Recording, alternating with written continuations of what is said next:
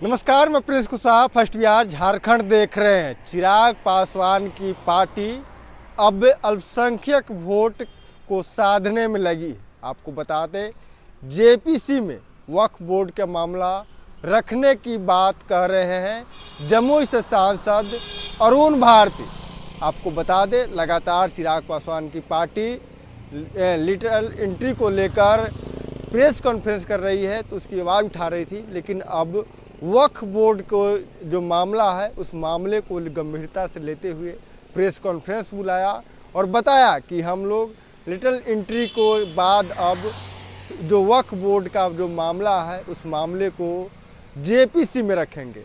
क्या कुछ कर रहे हैं अरुण भारती, जमुई से सांसद हैं, पहले आप उनके बयानों को सुने।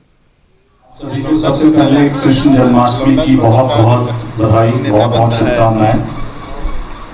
आज प्रेस कॉन्फ्रेंस बुलाने का मुद्दा ये है कि कल रांची में पार्टी की एक बहुत बड़ा कार्यक्रम था और उसमें रांची में ही इसको नेशनल एग्जीक्यूटिव ये राष्ट्रीय कार्यकारिणी रखने का एक बड़ा मकसद भी था।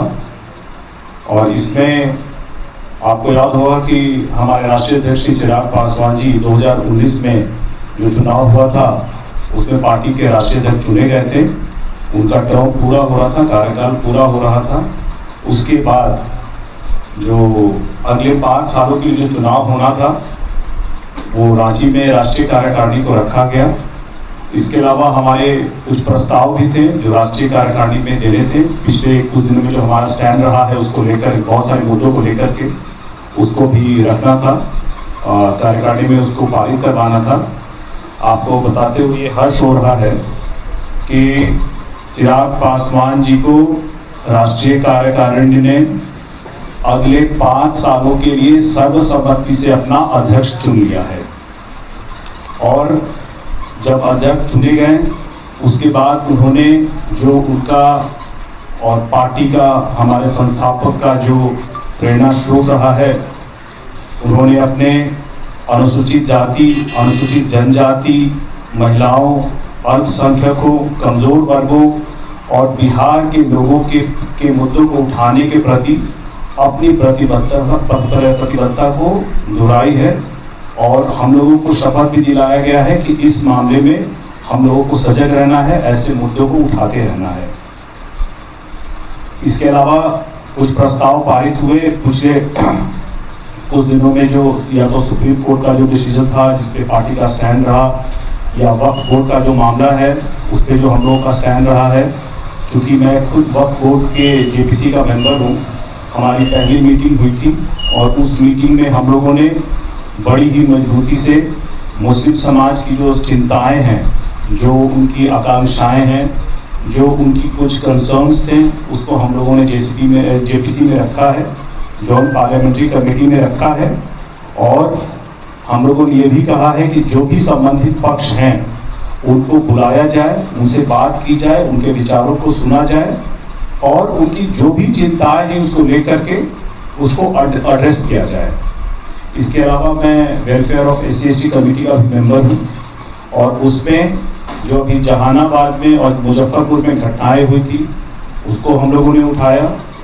इसके अलावा जो लैटरल एंट्री वाला जो मामला था जिसमें आरक्षण के प्रावधानों का आगे से ध्यान रखा जाए, इस मामले को उठाया गया है और उस पर एक अलग से कमेटी भी अपनी तरफ से जांच करेगी और ये सुनिश्चित करेगी कि आगे से कोई भी सरकारी नियुक्तियां होगी उसमें आरक्षण के प्रावधानों का ध्यान रखा जाएगा।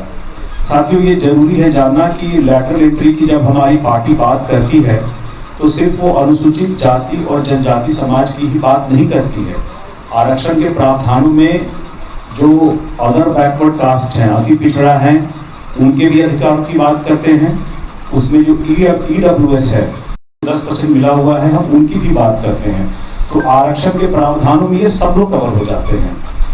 इसके अलावा इसके बाद पार्टी जो है अपने भविष्य के लिए वहीं पे तय हुआ एक रोड मैप लेकर के चल रही है और हम लोग विभिन्न राज्यों में अपनी पार्टी का दायरा जो है उसको बढ़ाने की रणनीति पर भी काम कर रहे हैं।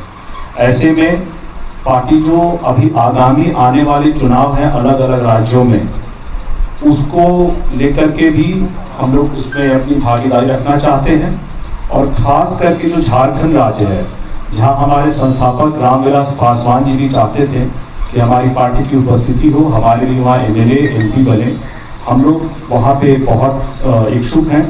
और राष्ट्रीय कार्यकारिणी में भी इस पर चर्चा हुई है, और चर्चा होने के बाद वहाँ के जो प्रदेश अध्यक्ष हैं उनको ये अधिकार दे दिया गया है कि आप ये सुनिश्चित करें कि पार्टी झारखंड में जो चुनाव है गठबंधन के अंदर लड़ेगी या फिर गठबंधन के बाहर लड़ेगी या अकेले लड़ेगी, इन सब बातों पे चर्चा हुई है। इसके अलावा साथियों, एक और भी मुद्दा है ये जिसपे अभी पीछे राहुल गांधी जी ने भी कास्ट सेंसस पे उन्होंने और कांग्रेस पार्टी ने भी एक मुद्दा उठाया हुआ है। हमारी पार्टी भी कास्ट सेंसस के पक्ष में है, लेकिन हम लोगों के कुछ सवाल हैं। आपको याद होगा कि जो पहला कास्ट सेंसस भारत में हुआ था वो 1931 में हुआ था। इसके बाद जो दूसरा कास्ट सेंसस हुआ वो हुआ 2011 में।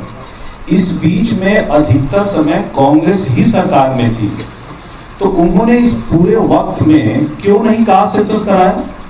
राहुल गांधी जी आज बोलते हैं कि हम लोगों को जातीय जनगणना कराने की बात है, तो जब 1947 से लेकर के लगभग 11 तक बीच का कुछ समय छोड़ दें तो कांग्रेस ही सत्ता में रहती, क्यों नहीं उन्होंने कास्ट सेंसस कराया? और 2011 में जो कास्ट सेंसस हुआ भी था उसके रिपोर्ट को प्रकाशित क्यों नहीं किया गया? आज जब राहुल गांधी जी बड़ी ही प्रमुखता से इस सवाल को उठाते हैं तो एक बार उनको अपने पीछे घूम करके अपने सरकारों के द्वारा लिए गए फैसलों को भी देखना चाहिए जातीय जनगणना के बारे में। उसके बाद ये बताइए कि कांग्रेस की आज भी कई राज्यों में सरकारें हैं। सरकार होने के बाद क्या राहुल गांधी जी ने, कांग्रेस पार्टी ने बताया है कि अभी किन किन राज्य के सरकारों में वहां कास्ट सेंसस हो चुका है या होने वाला है या हो रहा है? इस मामले में जब बात उनके ऊपर आती है, उनके सरकारों के ऊपर आती है, तो उसका कोई जवाब नहीं होता है, तब चुप्पी साध लेते हैं। हमारी पार्टी का मानना है कि कांग्रेस पार्टी जो है वो अनुसूचित जाति और जनजाति को एक वोट बैंक के तौर पे इस्तेमाल करती है, और वो खास करके तब ऐसा करती है जब उसको दिख रहा होता है कि चुनाव आ रहे होते हैं। जैसे अभी हरियाणा में चुनाव है, झारखंड में चुनाव है, अलग अलग राज्यों में चुनाव है, तब खासकर करती है और इस मुद्दे को उठाती है, और उठा करके जब ये मुद्दा एक बार खत्म हो जाएगा फिर वापस ठंडे बस्ते में डाल देगी। ये जब शुरू हुआ था पार्लियामेंट तब भी हमने देखा था कि उन्होंने एक दलित को ये उम्मीदवार बनाया था स्पीकर के लिए, के सुरेश जी को, लेकिन एक बार चुनाव खत्म हो गया उसके बाद से मामला दब गया, उसके बाद से कहीं आगे बढ़ाने की कोई बात नहीं हो रही है। तो ये सब मुद्दे थे जिसपे आप लोग को अपडेट करना था, और मुझे यकीन है आप लोगों को भी कुछ सवाल होंगे, इसमें हम लोग बात कर लेते हैं।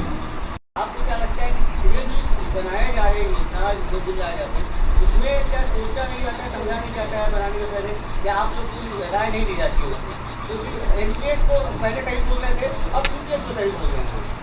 देखिए, यूपीएस का जो मुद्दा है अभी पिछले शनिवार को आया है, अभी हम लोग अध्ययन कर ही रहे हैं इसका, लेकिन हम लोगों का मानना है कि मध्यम वर्ग के लिए उनको राहत देने के लिए एक ये अच्छा आया हुआ है यूपीएस की, और इस पे फर्दर कोई और मैं आपको टिप्पणी कर पाऊँ, कोई और जानकारी दे पाऊँ, हम लोग इसका अध्ययन कर रहे हैं। जब हम पूरा इसका पॉलिसी स्टडी कर लेंगे उसके बाद हम आपको विस्तृत जानकारी दे पाएंगे। वापस क्यों ले लिए जाते हैं? पहले एनपीएस को अच्छा बता रहे थे, अब यूपीएस को अच्छा बता रहे हैं। किसान बिल भी वापस लिया गया, नेशनल रैंकिंग भी वापस लिया गया। ऐसे क्या बात हो जाती है कि वापस देना पड़ रहा है? आप लोग क्या सहमत होते हैं? पहले आप लोग को पूछा जाता है बुलाने या नहीं पूछा जाता है? क्योंकि आप लोग विरोध करते हैं उनका। देखिए, जिस मामलों पे हम लोगों को रहा है कि हमारे समाज की या हमारी पार्टी का जो उद्देश्य है, जो प्रमुख मुद्दा है, उनसे अगर सहमत कोई पॉलिसी नहीं आता है तो उस बारे में हम लोग अपनी चिंताएं, अपने कंसर्न्स अपने सरकार के मुखिया के पास रखते हैं। और फिलहाल आपका जो सवाल है यूपीएस पे और एनपीएस पे, मैं जब तक यूपीएस को और एनपीएस से ढंग से कंपेयर नहीं करके कर लूँगा, मैं आपको इस पर पूरी जानकारी देना मेरी तरफ से बेईमानी होगी। तो कुछ समय दिया जाए, इस पर हम लोग अपना रिसर्च पूरा कर लें, इसके बाद इस पर आपको विस्तृत जानकारी दे देंगे हम लोग। आप लोग बात करते हैं लेकिन बीजेपी नहीं करती है, आप लोग गठबंधन में है तो आखिर में क्यों नहीं एक सहमति से जाति गणना की बात आप लोग करते हैं?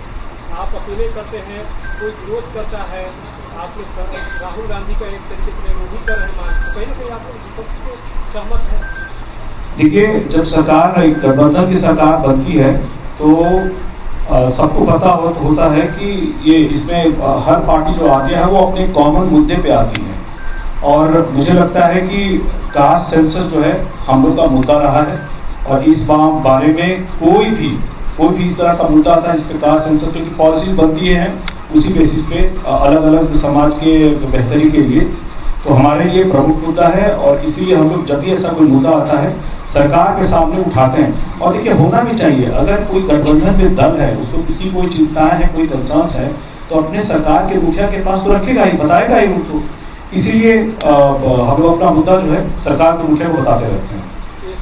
आरक्षण को लेकर के लगातार आपके नेता चाहते रहे कि हम अपने जो SC/ST समाज के जो सांसद है उनके साथ बैठक करेंगे, लेकिन जीतन राम मांझी लगातार कहते हैं कि नहीं सही हो रहा, सुप्रीम कोर्ट ने कहा वो बात सही है। अभी तक आप लोगों ने बैठक किया इसको लेकर के सांसदों के साथ? देखिए, लोकसभा नहीं चल रहा है, सारे के सांसद अपने अपने जो है क्षेत्रों में व्यस्त है, लेकिन जैसे ही पहला मौका मिलेगा हम लोग जरूर बात करेंगे। बहरहाल मैं बता दूं कि माननीय जीतन राम मांझी जी जब वर्गीकरण की बात करते हैं आरक्षण में, तो एक बहुत छोटे तबके की बात करते हैं। एक समाज का नेता होने के नाते, बड़े नेता होने के नाते उनको पूरे समाज के बारे में बात करना चाहिए, पूरे समाज की बेहतरी के लिए बात करना चाहिए। मुजफ्फरपुर की एक बेटी जो है वो पंखे पे झूली हुई है, लेकिन विपक्ष जो है कह रहा है कि ये सोची समझी साजिश है और कानून जो है इस पे बस लेपा पोती कर रही है। उनके परिजन का भी आरोप लगाया दलित से। ये कौन सी घटना है? 1 अगस्त को हॉस्टल में, गर्ल्स हॉस्टल में उसके साथ ये घटना।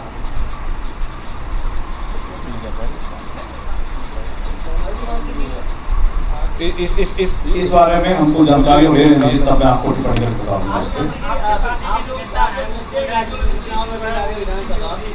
लेकिन पिछले 3 चुनाव को देखा जाए विधानसभा का बिहार में, तो आप लोग बहुत नीचे आ गए, 3-2-1। बिहार में आपकी स्थिति उतनी अच्छी नहीं है विधानसभा में, आप दूसरे राज्यों को रुख कर रहे हैं। किसने कहा बिहार का चुनाव थोड़ी हो गया जो आपको पता है कि हमारी स्थिति अच्छी नहीं है?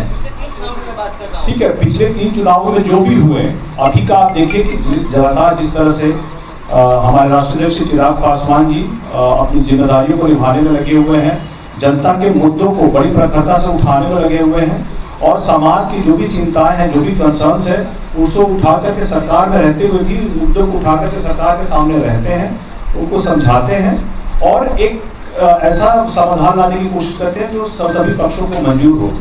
तो ऐसे में वो सफल रहे हैं। और मैं ये कहूँगा कि अभी बिहार विधानसभा का चुनाव आने दीजिए, भले ही पिछले चुनावों में जो भी रिजल्ट रहा हो, आगे आपको बहुत ही बेहतर रिजल्ट दिखेगा। आपके पार्टी के नेता है और बोल रहे हैं कि मोदी, आपके पार्टी के नेता बोल रहे हैं